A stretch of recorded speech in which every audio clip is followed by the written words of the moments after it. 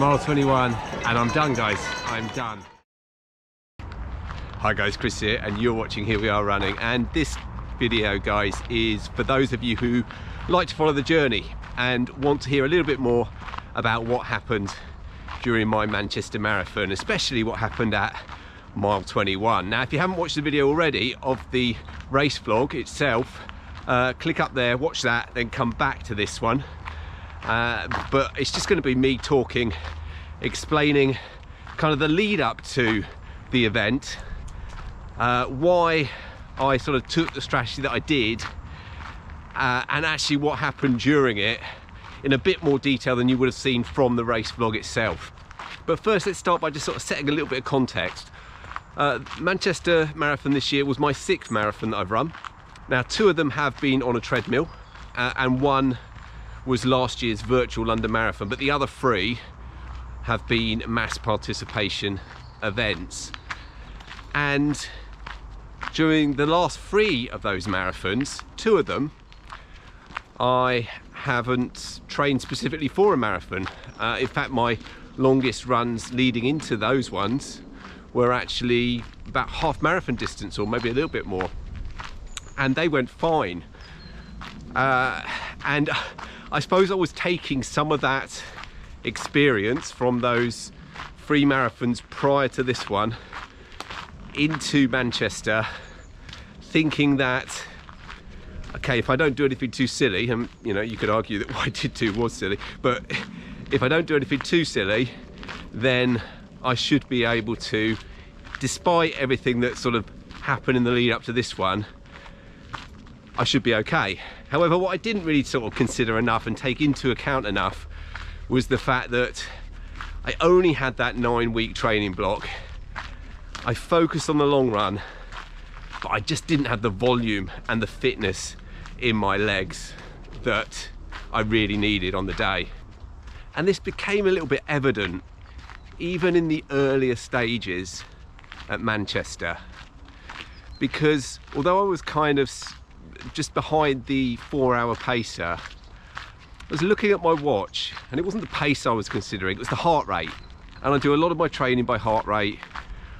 I kind of know my heart rate zones, and I know where I should be at a given pace, at a given effort. And when I was looking at that, even in the earlier stages, I was thinking, this heart rate's noticeably higher than what I think it should be for the pace we were running. And since I've got back, I've kind of been comparing the start of Manchester with some of my training runs, with the Run Reigate half marathon that I did only 3 weeks ago, with the 20-mile long run that I did 2 weeks before. I've been doing some comparisons over comparable distances, and the heart rate at Manchester is noticeably higher. It's probably 10 beats per minute higher. It's sort of taking it up a zone, and that really, I did notice it. So I mean, should have noticed that on the day and should have taken some action earlier on, and things might have turned out a little bit differently had I done that. Because actually, when I look back at Run Reigate 3 weeks ago, did that half marathon in 1 hour 48 minutes and felt comfortable, felt in control the whole way. And then if I look back at the 20-mile long run, again, that was a comfortable effort. I was keeping, I was doing it at a slower pace, but I was keeping the heart rate lower as a result of that, and I wasn't exerting so much energy as a result of that. But I think by just going off, following those 4 hours paces for the first half of Manchester, and noticing that the heart rate was higher than what it should have been for that sort of pace for me, that was wearing me out quicker than, and with the lack of fitness, or relative lack of fitness that I had, you know, that was making a difference throughout the first half. And it meant that when we got to halfway, I wasn't struggling, but I just knew that I wasn't feeling as fresh as I was expecting to feel at that stage. So I deliberately slowed the pace down gradually once we did go over the halfway mark, I decided I'm not going to stick with the 4-hour pacer anymore. We're going to drop it back a bit and hope by dropping it back we can carry on and we can complete it. But even that didn't really turn out the way that I was hoping it would. I did drop it back, the pace, but then soonish after I could feel I was still struggling. And it wasn't just the lack of energy, I was also starting to get some tummy issues. Right, this is where I need to then talk a little bit to you about the side story that could be the reason why I was getting those tummy issues. So, you practice your fueling, you practice your hydration in your training runs, and I had a very specific way that I wanted to fuel and hydrate myself during this. You will have seen that I was wearing my my Innovate running pack, where I can put my 2 water bottles in there. I'd made that decision. I didn't want to rely on the hydration or the fueling options available at the event itself. I was going to be self-sufficient, and that was all part of my plan. And what I was going to do, I was going to take in those water bottles, I was going to take Tailwind. Used it really successfully in my ultra marathon and in my training. So anyone that doesn't know, Tailwind provides both hydration and nutrition. It will fuel you as well. It's a powder form, you just shake it up in the bottle. So in preparation for traveling to Manchester, I had measured out the right quantity of Tailwind, put it into little plastic bags, had it all there ready to take, and that's where it stayed, in my house, ready to take. I didn't pack it, and I remember being up on the train thinking, did I pack that? And I got to the hotel and no, it wasn't there. It wasn't there. So I had to completely change my strategy for fueling and hydration. So instead I went with electrolyte tablet in one water bottle, plain water in the other, and then just relied on gels. Gel about every 45 minutes. But that wasn't the fueling that I had practiced. That wasn't what I knew was going to work. And I think that probably led to the tummy issues that I experienced as things started to get a little bit more difficult during the marathon itself. So we're continuing on, running, walking strategy, not feeling great, not feeling good in the tummy. We went past the 20-mile marker, we went past the 21-mile marker, and we reached Sale. Now Sale just happened to be an area that I was vaguely familiar with because that's where the hotel was that I was staying in. So I recognised that we were approaching the tram stop that I got on to get to the start line that morning.